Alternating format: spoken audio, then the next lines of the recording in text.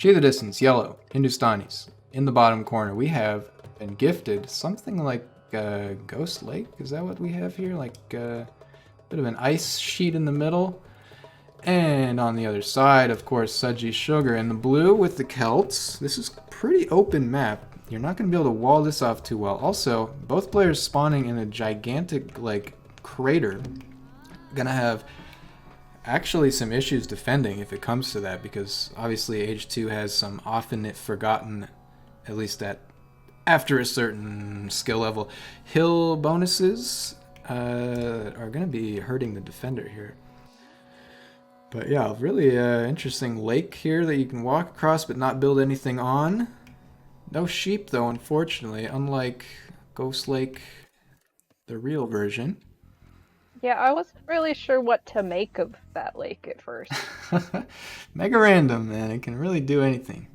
Pull anything out for you. At Oh least you yeah, guys here's aren't an spawned next to example of each other why in the I middle of always the map. build my houses one block apart, because this villager is gonna get trapped in between these houses. Oh, okay. I mean, yeah, you could just go for like a little bit more of a line, like across here or something, try to force the pathing of the enemy. Also, interestingly, I'm not sure why, but our scouts on this map were just riderless horses. They were just little like tame horses. Yeah. That's all But it right. might just be the Hindustanis, but his scout was the same way. Okay, all right, Mega Random, I see you. Pulling it all out for us today. So that was just fun and cute and beautiful in the Yeah, midst of this. you don't see that asset every day. So, this is 1-1. It's 8 villagers to 6 right now. Let's see if that, let's see what effects our civ choices are going to have on the game. Celts, offensive, castle age, rush, siege. Good starter because they have a lot of bonuses to a lot of things. It's not too hard to work out what to do.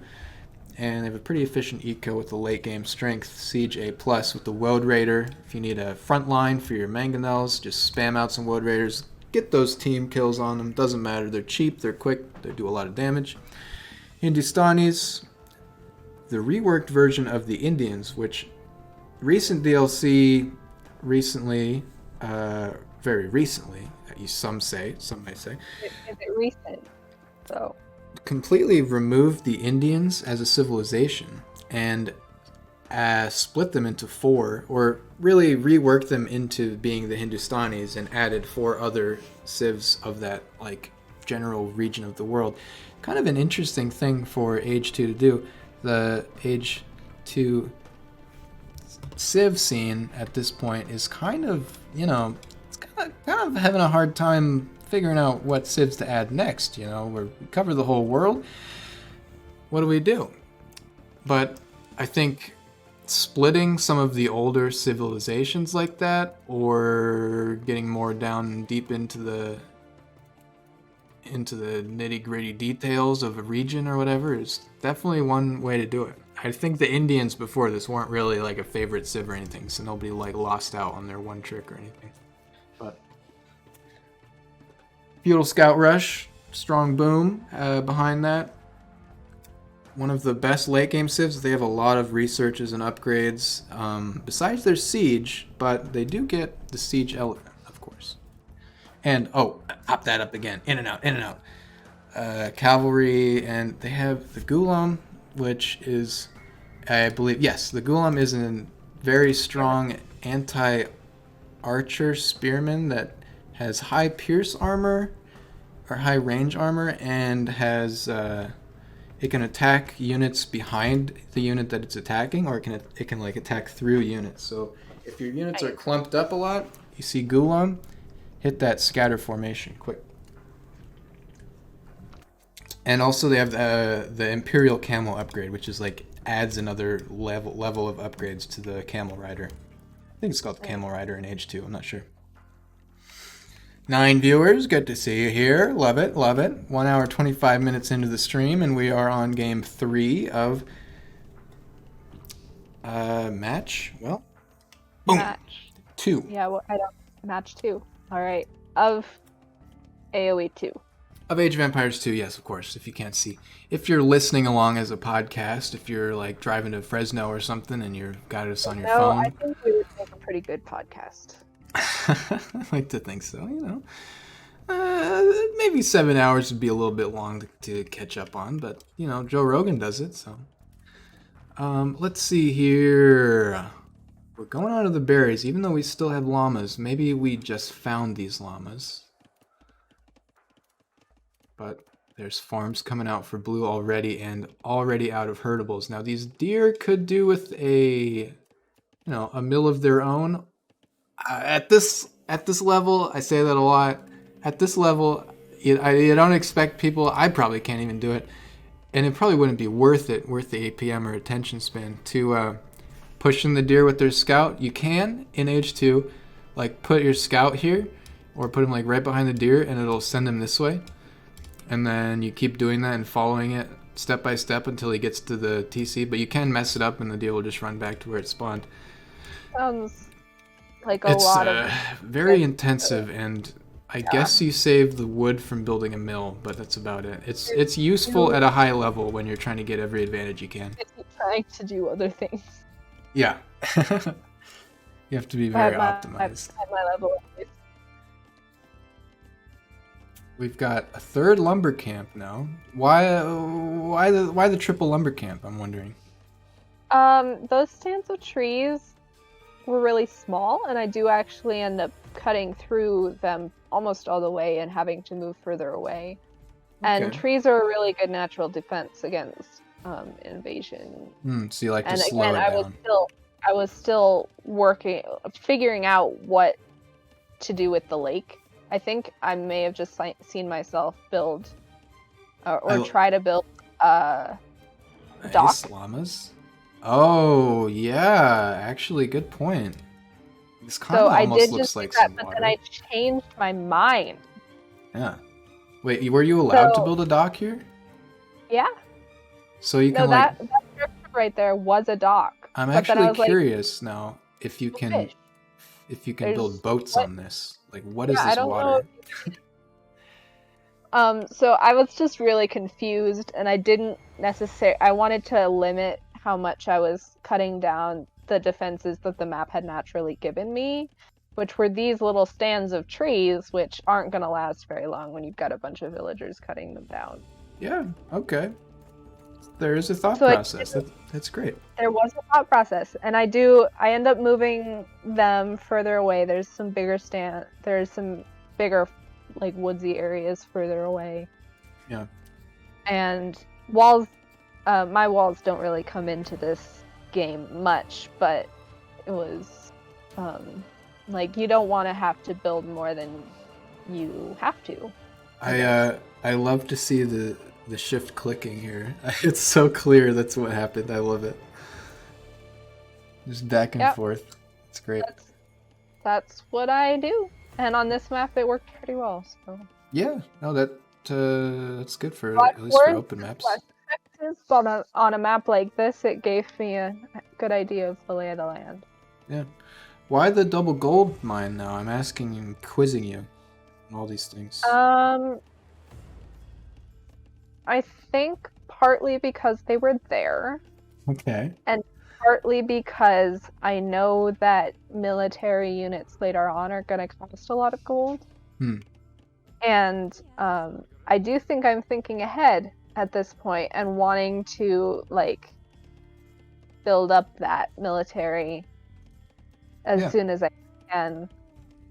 I mean, once you get up to like 10 villagers on gold or whatever, it is worth having multiple gold mines or multiple like resource camps, just so that they don't bump into each other constantly. So, you know, and also if one gets pushed, you can move to the other one, I guess. Yeah. But and at the same time, like if your margin of wood is low, then it's going to be a waste to use it on a second lumber camp. So. yeah, but at the same time, my building the mines and camps multiples this early on does save me some effort later when those start to get used up and I can just shift villagers from That's true. from one place to a new mine without having to waste a lot of attention and resources on building a new mine there. That is true. And we know that, I mean, this is the third game, so both players kind of know what's coming from the other one, at least a little bit, in terms of, like, speed and preference and stuff.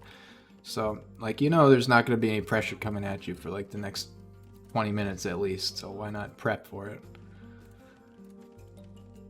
Unless Sudsy Sugar decides to change things up a little bit, you know, he could always swap it around. We're getting a few kind of looks like house walls here from Blue.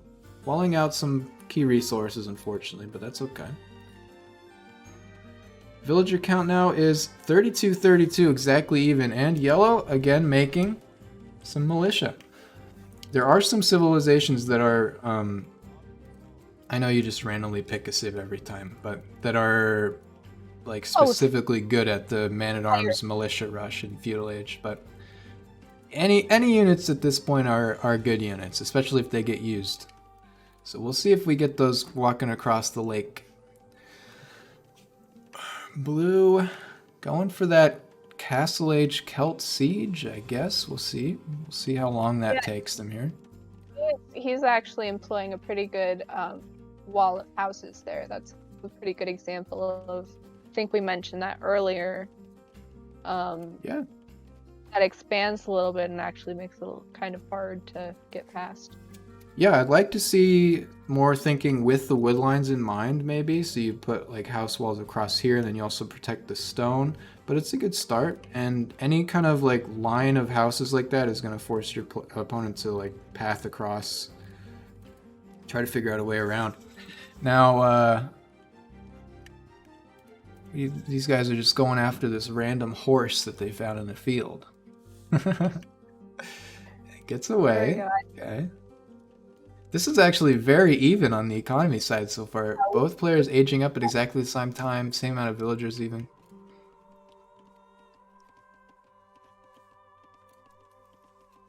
Again, this was such a fun set to play because Sudsy Sugar and I are at, like, almost the exact same skill level. Okay, a couple eco upgrades coming in for Sudsy Sugar, supplies for Yellow, and also the Man-at-Arms upgrade. Now, Hindustanis are going to be fine at melee infantry, so that's, like, not going to be an issue. We don't have the final level of armor, but that's quite a ways off yet. Chat, I need to find out if my chat log is bugged or not. Say something. Yeah, nobody's said anything since evaluation, so that's all good. This game is this set is going on for a long time. So you were talking. Hello? Hello? Hello?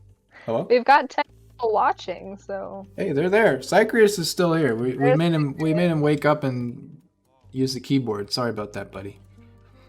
Now some spearmen. Now usually, unless you're going for, like, a super fast rush with spears and Tom Bomba, they'll love that. They're just sitting back and enjoying the conversation, I think. That's all it is. We're covering everything. We don't need any corrections. So fun to listen to and all that. Now I feel like generally, at least in my mind, right, spearmen are essentially just a counter unit. Like, I at least, chat, correct me if I'm wrong, now that we've warmed you up a little bit, I only make them if I see enemy cav, or I expect enemy cav. Unless I'm going for, like, a early rush or whatever with only, like, wood and food. I guess if you're out of other resources, which is something that as a viewer here we don't have to think about as much, it might be worth making spears just to have military, and that's fine too. But I'd like to see more man-at-arms. They're moving them all into the same spot so I can select them more easily. And nice. Yeah, I guess late game trash wars are a whole different beast. You just get skirms and spears, and whoever makes as many as possible wins. Yeah, I like putting my gather points all in the same place for my military units. Yeah. Maybe putting my siege one a little ways away. Hey, and I did that game, but You were talking about how much you are enjoying the control group hotkey stuff. Oh, I have a blast with You hotkey. did you know you can do that with buildings too? I did not. You can hotkey buildings if you select them all. Yeah. Hang on, I just heard a knock on my door, so talk. Okay. Bye. Okay. I think this is another kitchen sink strategy. We have every unit possible here except the skirm. And that's fine because we have no scouting of the enemy and we don't know what blue is making right now. Obviously there are other issues there, but at least any units are better than none, and this is probably going to be very effective against an enemy who's not really building anything other than eco. What kind of got going on? What's that? Sorry, this is me putting out feelers to see what he's got going on, what his base looks like. I've discovered the wall. It's annoying. Now, this many units, you could just break through that pretty easily. I can rip through it pretty easily, but he keeps putting it back. Oh, okay. Yeah, Edulim going for, or Sudsy Sugar, 1999. He's very consistent on every platform other than Xbox Game Pass. It's always Edulim, but now going for just a full surround of palisade walls. And now you've revealed the military here. He's decided, okay, time to build some military of my own. He's got between the gold mine, the gold here, and these houses in the palisade. Yeah. There's no way through on that side. Okay. These are actually very effective right now. Yeah, and it's a bit of a surprise, too. Yeah. Actually, I'm not sure he knew that the gold would make a barrier there, but it worked out for him. There's actually no way through.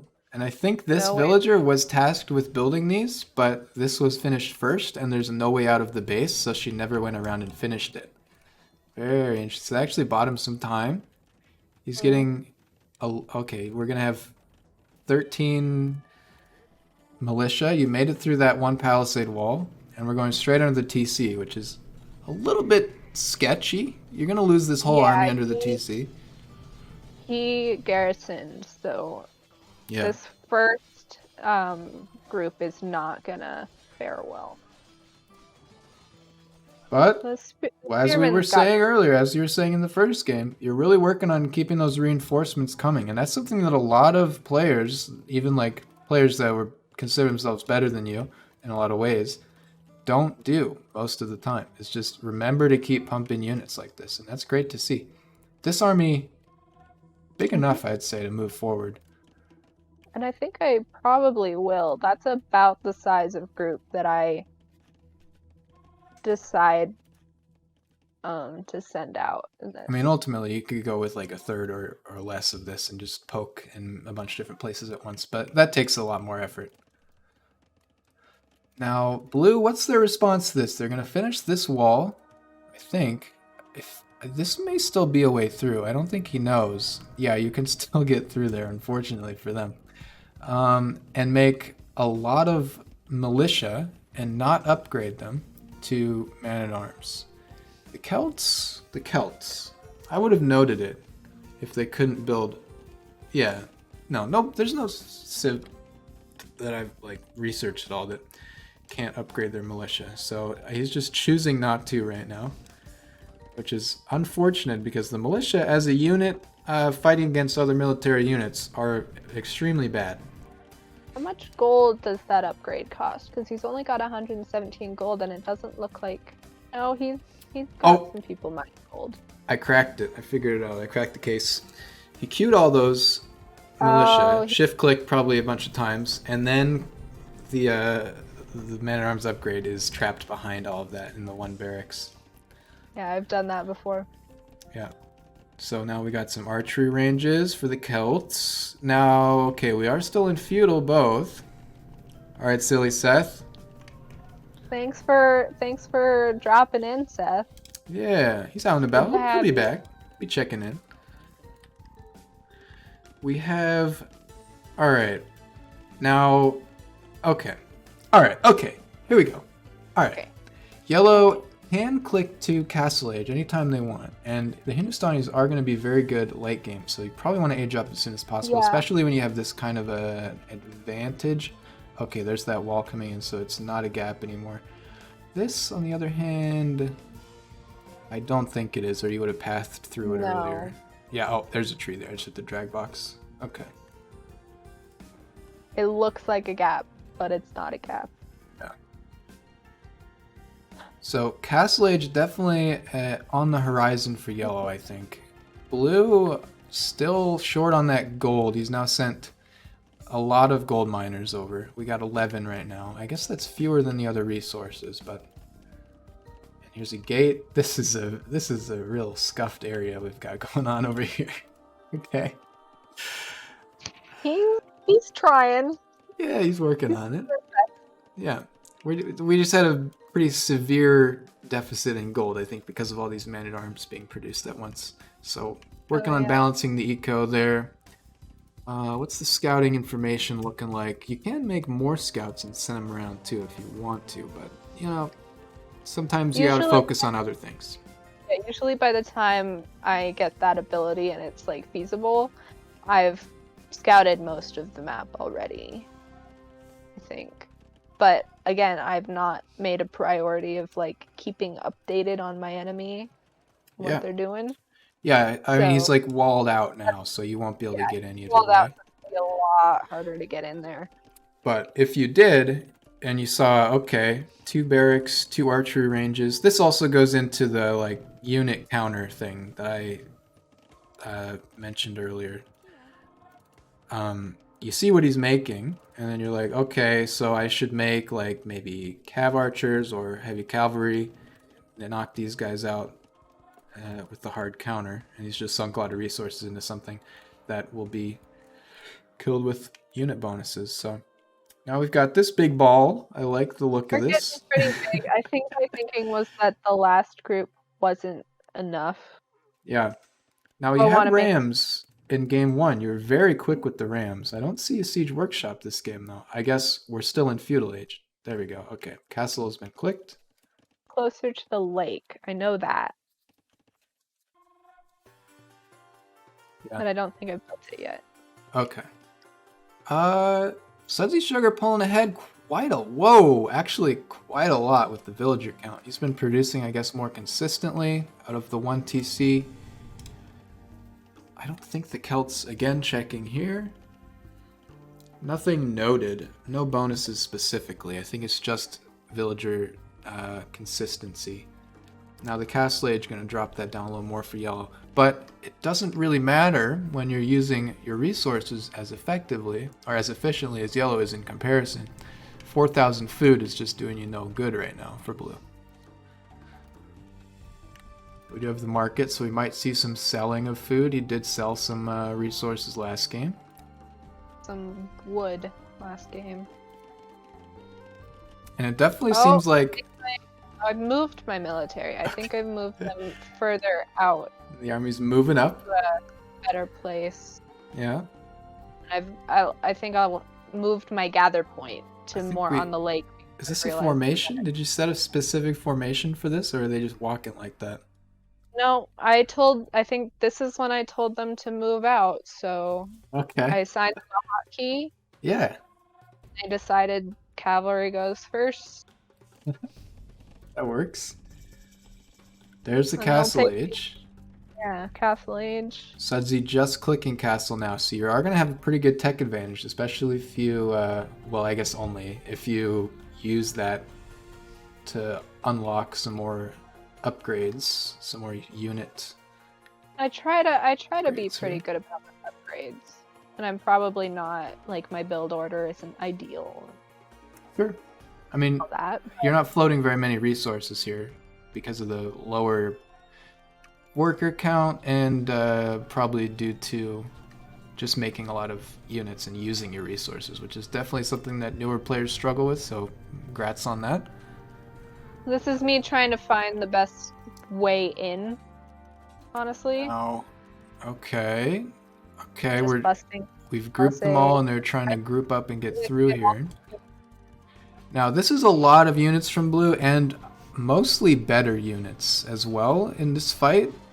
They're gonna do well. I think blue wins this fight, if I have to guess. Well, I won't spoil it for you because we're Yeah. crucially. So we have archers, spearmen, skirmishers versus man-at-arms and archers only for blue. There's a lot of villagers in there as well, though. A lot of villagers that I've selected. They are coloring this up quite a lot. And it looks like the archers are getting pushed down by my camp. I am building up another significant force. Yeah, we do have another large army coming in here. Now, one thing you can do if you want to really commit to a fight like this is walling back up. Plug the gap. Is just stream in units, especially if you think it's going to be going well for you. Just gather point here, you know? Yeah, this is the same strategy that I used in the first game, but I think I might use it more effectively in this one.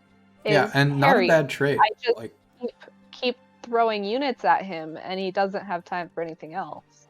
Yeah, like Tom Bombadil says in the chat, not a bad trade. You killed all of his man-at-arms, actually. Okay, there's a few more coming out. Now blue's got to be worried.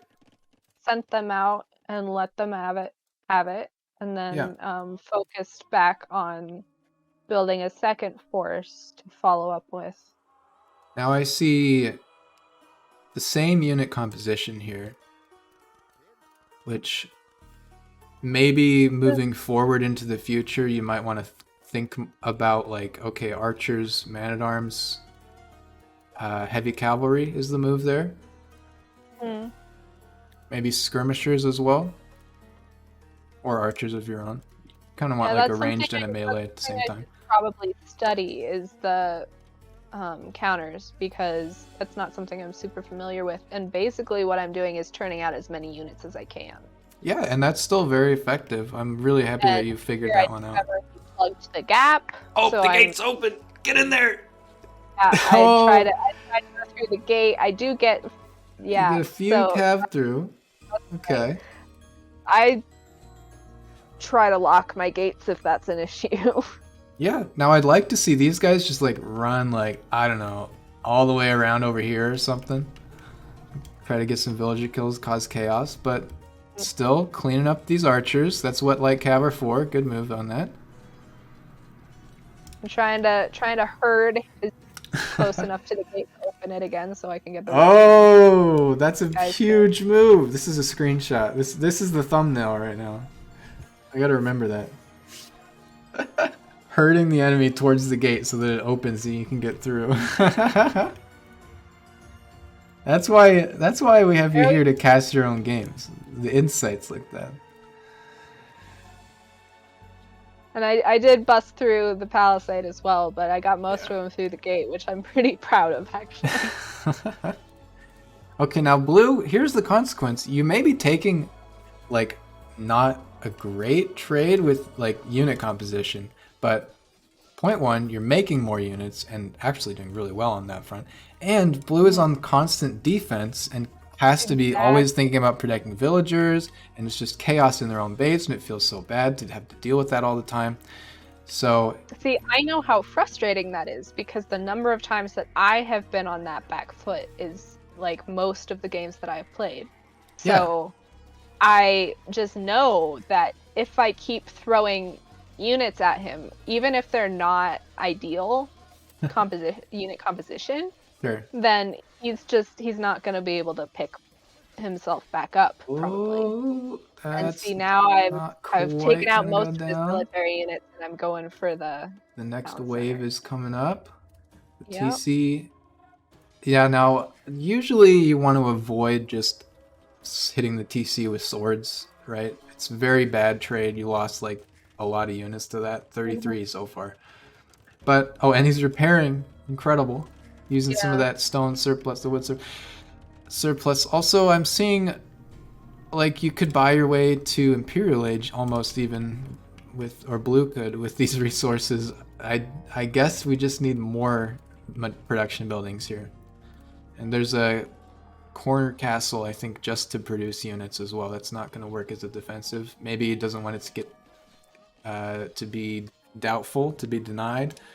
Yellow just keeps running in here, keeps hitting that town center. Good move to repair it. It's gonna clear up another wave. He did a really good job repairing his town center. That took out a lot of my forces.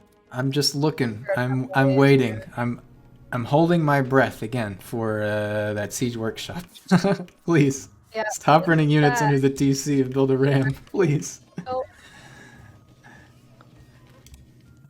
Hey, it's coming. I promise it's coming. Okay. Oh, we got Thumb Ring. Good. We're getting those Castle Age upgrades on all these things. Something Blue still doesn't have for any of his unit types. So the tech difference is there. Blue still with more villagers and honestly probably more resources gathered in this game. Let's check that right now. Economy. No. All right. It must be the villager idle time, but it's very close, like within a couple hundred on a lot of those. It's just not able to spend them, and when he does spend them, they're just getting streamed into constant death. Camel Rider, he's here. Big fan of camels. So this is me, like, he filled in the hole again. Where do I want to break in this time? Yeah, and you don't see this yet. No, don't think I. Yep. But the palisade. Okay, I cannot click. The palisade walls are pretty weak, and I can break through them pretty quickly. Yeah.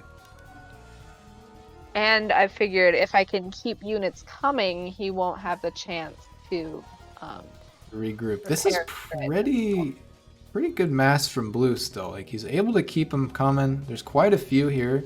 They're losing out right now, I think, mostly because of a lack of upgrades. Mm-hmm. But Yellow is getting cleaned up. The only thing keeping Blue in the game right now is Defender's Advantage. One Cavalry Archer, a couple of Arbalists. Oh, crossbows even. Okay, crossbows. Okay, I want you to keep an eye out on the gap in the palisade that I just made, because there will be like an archer or a spearman. I don't remember what type of unit he was. Yeah. I think that's him. You just told the guy to stand ground here for the rest of the game? I didn't tell him to do anything. Okay. He did that on his own. Oh, okay. And I want you to just keep an eye on him. All right, we got some interesting things for that guy. So,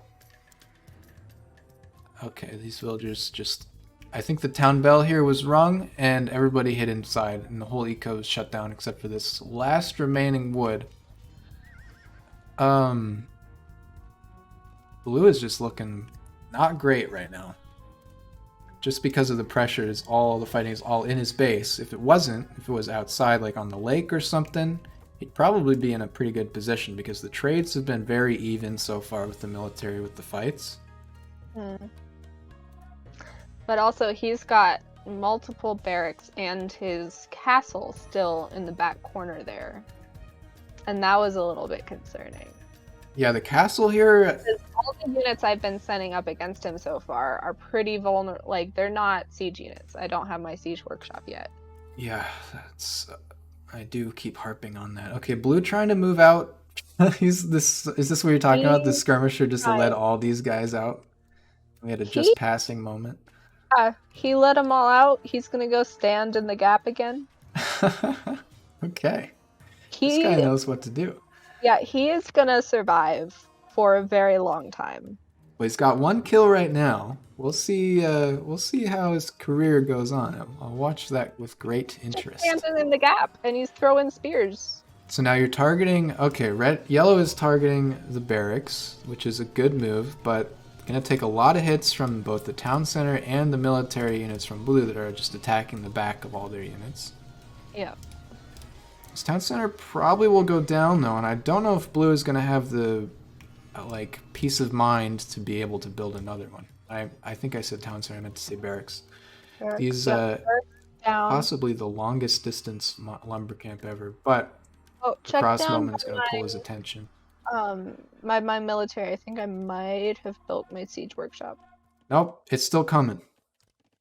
No, it's still coming. Okay. It'll be here soon. I believe. One Hey, other option here, great especially question. in oh, Siege Workshop. Get commentary. Oh, did I build it?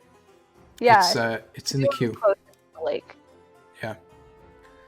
One option here for honestly either player, but blue in particular, in this game, as we know, the scouting is not crazy for either one. They're just kind of, once they scout the whole map, they're just going to leave that scout behind and focus on other things. Blue could have sent units anywhere else, like down here to this gold, and stone, and just I dropped a TC or something. Even with this much resources, they definitely have enough for that. I know there's a lot going on in their base, so they're probably a bit flustered. I love how you're just beelining for the production and ignoring the units. Yeah, you know what? I am I'm wasting units here. I am kind of doing that on purpose. I know I could use them more effectively, but I'm keeping him Sure. busy. I mean, when I feel like I have an upper hand in a game, There, I would just like to point out he is doing a fantastic job down there by the gap. he's gonna kill this house. Just give it a couple hundred years. We'll get there. Whenever I feel like I have the upper hand in a game like this, I think my strategy suffers a little bit too. Like I'm just like, okay, I mean, I guess I'll just like go in there and like kind of a move in or whatever because like, is it worth the effort to really go like full try hard, full sweat mode and oh, he's dead. That's probably not a great mindset to have, Yeah. but it does happen, I think, and it's No, just I kind of a think subconscious that's thing. probably the case, and I definitely think that I mean, we've seen before when I play against players who are better than I suffer. But in this matchup, it worked out, and also that Spearman was a brave soul, and we should pour one out. Pour one out for that skirmisher. I like the Woad Raiders from Blue. Using the unique unit. They're a very strong unique unit in this situation. Just trying to deal with a lot of trash and a lot of range from Yellow. So that was a good move, and it's paying off. Yep. Got my More first Woods. siege elephant on his way. He Oh, turned around he because turned I around. realized that he'd probably die. The siege All by elephant. himself. He's coming out. Get that armored elephant. Actually, this castle and producing Woad Raiders, probably the best move Blue could have done in this game. I wish he had done it earlier, because his real issue, I don't know if it's just as a player or just due to the situation, has been producing enough units quickly enough to fight these fights, because you keep throwing pressure at him. And he has the resources to most of the time. Now he's like fully out of wood and feels like locked into this circle that he's built for himself. But he has the resources pretty much always floating to make units, but is not able to get them out in time. So the Woads produce very quickly, and this poor elephant goes he's down. moved on the offensive, and he's actually doing pretty well. Yeah, this is a very expensive siege to lose at this point.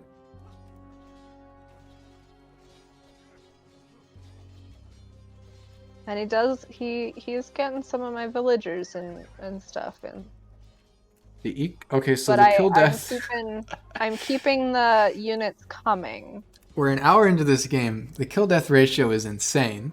We have 232 kills for Sudsy Sugar and 224 kills for She the Distance.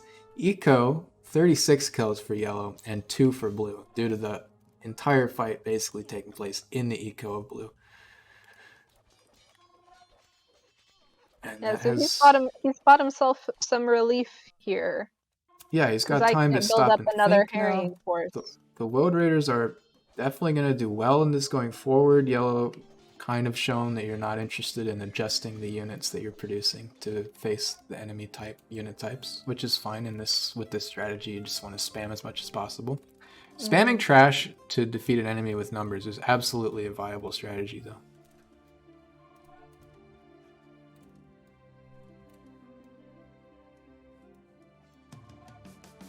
Okay, so now military count for both players is dropping to some of the lowest it's been in a while. 21 for Blue. There we go. I think I've just about taken out his raiding party. Both there. regrouping a little bit. Was there a raiding going on in your economy as well that I just missed? He got to I think he hit the siege workshop a couple times and those farms right on the edge there, but he never actually got into my base. Okay. You got the armored I elephant. think he killed a couple of my farmers on those farms. 2 in fact. Exactly. Yes. Why the elephants? Did you see them and like any reasonable person would have think these are very cool and I need to build more of them? Yes. And I was making as many units as I could and a variety of. Do you remember? I don't want to make all of one. I know this set was like a week ago now. Do you remember if the siege workshop for the Hindustanis has rams? No, I think the rams might be replaced by the elephants. Okay. Yeah, pull up this overlay. It's been like a whole 10 minutes and I haven't shown the overlay. Right. I think the elephants replaced the rams for the Hindustanis, if I remember correctly. Well, that's really cool. And I think they have AoE attack as well. And there is an elephant upgrade to make them war elephants instead of armored elephants. Ah, war elephants. So now we have a full-on castle age fight. She the Distance hasn't built a castle. I think some trebuchets here might work as well, but aren't exactly they don't really work with the style that you're going for. Now, yellow, you have just right-clicked in here, so the units are getting free attacks for blue. Yeah. But it happens. Siege Elephant gonna do some work. A little bit. There he is. Not a lot, because now he's the only one left. So now we've got... this is a great back and forth. We got 37 Road Raiders now. This game was so much fun. 27. Yeah. It looks like it. And your base is like completely undefended, basically. We do have a castle now. I've been on the offensive pretty much this whole time, so I haven't spent much time building defensive structures and walls and castles and things. And absolutely one way to get back into a game, even if you're going to lose every fight in your own base, is to just send a raiding party around the back, circle all the way around, sneak in, and just kill as much eco as possible. Try to force the fight onto your enemy's side, or at least force their attention over. Yeah. This is kind of watery. Look, they're leaving watery footsteps. Maybe this is not ice, it's just like shallow water? I think it's just shallow water. I think it's like the Any biome experts in the chat? When there's rivers or whatever, there are sometimes fords. I think this is just all one big ford. Okay. Well, that works. I know they've added a lot of wacky, the rest of the map is very green. That's true. For that being ice. They've added a lot of like weird and wacky water marshy land types in various HD edition DLCs and stuff. So I don't know. Imperial Age for Hindustanis. You can see it in the beginning of the game. I did not know what to do with this lake. I would have assumed it was ice. I don't know. Maybe it looks different in game. I don't think it's. Yeah, they're splashing through it. Yeah. No, it definitely isn't ice. I guess like we've got a bit of a lull here. What is your thought process on the Scorpions? I like variety. Okay. I like having options, and I was making as many units as I could. Okay, it's just more of the spam as much as possible approach, which definitely has been serving well. And I do. That does tend to be my strategy. But I do try to make it a variety instead of like lots and lots of the same unit. Yeah. I mean, because there are even downfalls though I'm not to that. experienced in countering unit type, I want to not put all my eggs in one basket, so to speak. Yeah, it's a trade-off that you take. It's fair. Yeah. This is really interesting from Sudsy here. 2 castles in the back of his base, not really defending any economy at this point. I guess defending the production buildings. I think these are just for production. He kind of did it in the last game as well. Military? But I believe these are just to make more Road Raiders and maybe get castle researches. He's building some he's got pikemen right now. a little bit of a military. But I think I'm focusing more on that than he is. Okay, this might be the definitive game-ending fight right here. Yeah, this is a large mass, and Sudsy seeing. I'm still building up more reserves. Yeah. As we go here. I'd like to see some more gather points like up here. But this is a good thing to do too. Do like a bit of a group and then send them up. So you can't get picked off. Clicked Imperial Age. The immediate like moment that he saw you hit Imperial Age, which is gonna hurt right now because now he has no resources to build units with and rather small army. And this I think is gonna be the GG. So I think you can take out. Struggle a little bit to get through this gap here. Yeah. These couple more elephants and you'd be able to handle the castles. He has used up a lot of his military and he doesn't have a lot of reserves here, so. Yeah, the town bell coming in for blue means that there are going to be a lot of arrows firing down this like hill zone right here, right where you're standing, coincidentally. There goes one of my elephants. Goodbye, elephant. Okay, now this guy. All right, we're moving back and we're focusing on this castle. Maybe Trebs? We just hit Imperial, right? No, not quite. So that does get cleaned up just because of the defensive bonus ability, of the arrows and the production right there. I got a little overexcited. That reignited the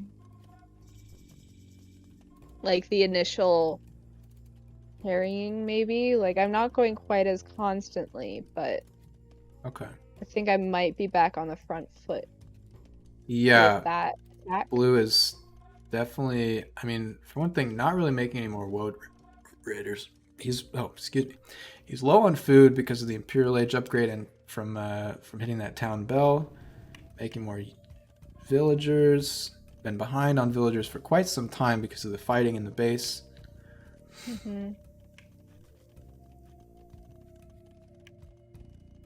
Let's go. It's picking up. What's the unique unit for these guys?